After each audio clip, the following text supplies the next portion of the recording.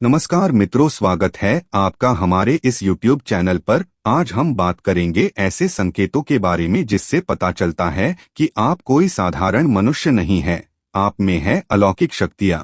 लेकिन इससे पहले आप हमारी इस चैनल पर पहली बार आए हैं तो हमारे इस चैनल को सब्सक्राइब जरूर करें और वीडियो को आखिर तक जरूर देखिएगा। दोस्तों, इस संपूर्ण विश्व में सर्वशक्तिमान ईश्वर ही है और उनकी इच्छा के बिना एक पत्ता भी नहीं हिल सकता है। यह बात समय समय पर सिद्ध हो चुकी है कि ईश्वर प्रत्यक्ष रूप से भले ही दिखाई ना दें, लेकिन अप्रत्यक्ष रूप से वह इस संसार के कण कण में बसे हुए हैं। यह बात भी सत्य है कि हमारे में से कुछ लोग बहुत भाग्यशाली होते हैं क्योंकि उन पर ईश्वर की विशेष कृपा होती है और कुछ ऐसी शक्तियां उनके आसपास हमेशा विद्यमान होती है जो हर समय उन्हें सही मार्ग दिखाती है और हर मुश्किल में उनकी सहायता करती है। यही नहीं, यह ईश्वरीय शक्तियां कुछ ऐसे व्यक्तियों को चुनती है जो खुद भी सही मार्ग पर चले और दूसरे लोगों का भी सही मार्गदर्शन कर सके तथा उनकी सहायता कर सके। लेकिन हमें कैसे पता चल सकता है कि किन व्यक्तियों के पास अलौकिक शक्ति है या कौन से व्यक्तियों पर ईश्वर की कृपा है? तो आपको बता दें कि हमारे प्राचीन ग्रंथों में कुछ ऐसे संकेतों के बारे में बताया गया है जिनसे हम यह समझ सकते हैं कि किन व्यक्तियों पर ईश्वर की कृपा तथा अलौकिक शक्तियां हैं। तो चलिए जान लेते हैं उन संकेतों के बारे में। पहला संकेत, जिन व्यक्तियों के अंदर काम, क्रोध, ईर्ष्या, मोह, माया, लोभ तथा अहंकार जैसी भावनाएं नहीं होती, उन व्यक्तियों पर ईश्वर की विशेष कृपा होती है। ऐसे व्यक्ति व्यभिचार नहीं करते, उन्हें क्रोध नहीं आता या अपने क्रोध पर काबू रखना आता है। ऐसे व्यक्ति अपने मुख से कभी गाली गलौज नहीं करते। ऐसे व्यक्ति अपने मन में ईर्ष्या की भावना न रखकर दया और प्रेम की भावना से दूसरों से पेश आते हैं। ऐसे व्यक्ति संतोष वृत्ति के होते हैं, यानी कि उसे किसी भी वस्तु का अत्यधिक लालच नहीं होता है। उसे जितना प्राप्त होता है उसमें वह स्वयं को संतुष्ट मानते हैं। दूसरा संकेत है, यदि किसी व्यक्ति को सपने में कई बार मंदिर या उसके आसपास का परिसर दिखाई देता है तो शास्त्रों में ऐसे व्यक्ति को भाग्यशाली माना गया है।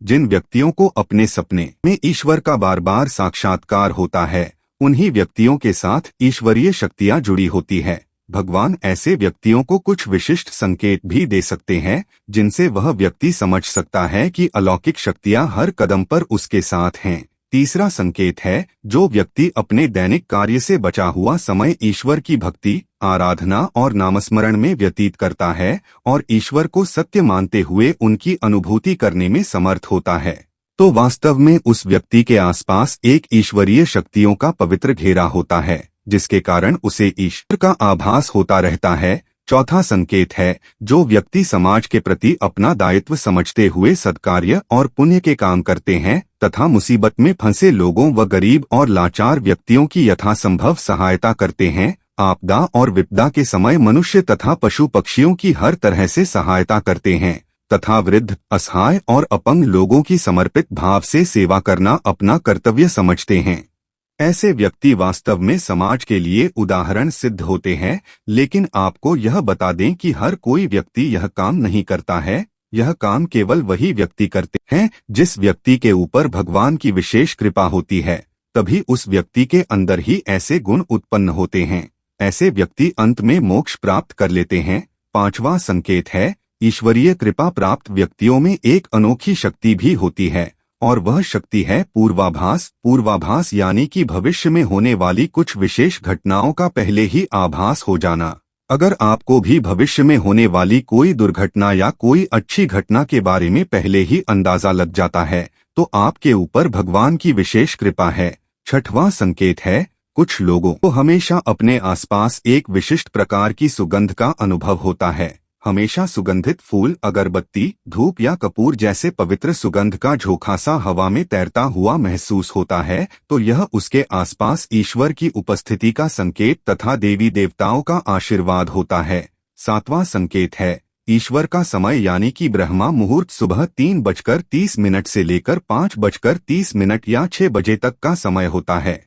हमारे शास्त्र में इस समय को बहुत ही महत्वपूर्ण माना जाता है। ब्रह्मा मुहूर्त को देवताओं का समय माना गया है क्योंकि इस समय के वातावरण में सकारात्मक ऊर्जा का संचार होता है। यदि किसी व्यक्ति की नींद प्रतिदिन ब्रह्मा मुहूर्त में अपने आप ही खुल जाती है और वह व्यक्ति अपने अत्यंत प्रसन्न चित्त से अपने नित्य कर्म से निवृत्त होकर ईश्वर की आराधना करता है और उगते हुए सूर्य को अर्घ्य देता है, तो ऐसा व्यक्ति निश्चित रूप से ईश्वर की इच्छा के अनुसार ही ऐसा करता है। उसे ऐसा करने के लिए ईश्वरीय शक्तियां प्रवृत्त करती है, यानी कि ऐसे व्यक्ति पर भगवान की कृपा बनी हुई है। 8वां संकेत, कई बार हम किसी मंदिर या धार्मिक स्थल पर भजन कीर्तन या कथा सुनने जाते हैं। कितने भी सुंदर भजन हो या कितनी भी अच्छी कथा हो, बीच बीच में हमारा ध्यान भटक जाता है और हम कभी अपने घर के विषय में, कभी अपनी किसी समस्या पर या फिर अपने आसपास बैठे लोगों का विचार करने लगते हैं। लेकिन कुछ लोग ऐसे होते हैं जो भजन कीर्तन या कथा सुनने में इतने लीन हो जाते हैं कि उन्हें किसी बात का होश नहीं रह जाता। उन्हें बस अपने आसपास पवित्रता का एहसास होता है और बहुत ही शुभ ध्वनियां सुनाई देती हैं। तो ऐसे व्यक्ति का साथ निश्चित ही अलौकिक शक्तियां दे रही हैं। 9वां संकेत, जो व्यक्ति ईश्वर के चरणों में ही परम आनंद की अनुभूति करता है और ईश्वर भक्ति को ही वास्तविक आनंद मानता है, ऐसा व्यक्ति न तो कभी दुखी रह सकता है और न ही किसी को दुख दे सकता है। ऐसे व्यक्ति का मन और मस्तिष्क हमेशा शांत रहता है, जिससे वह कभी भी सत्य व सदाचार के मार्ग से विचलित नहीं होता। यह उसे ईश्वर से मिला एक विशेष आशीर्वाद होता है, जिससे वह समाज में हमेशा मान और सम्मान प्राप्त करते हैं। दोस्तों, उम्मीद करता हूं कि आपको ये जानकारी पसंद आई हो, तो वीडियो को लाइक जरूर करें और कमेंट करके जरूर बताएं कि आपको इनमें से कौन से संकेत मिलते हैं। और हाँ, चैनल को सब्सक्राइब जरूर करें और वीडियो को शेयर करना ना भूलें। धन्यवाद।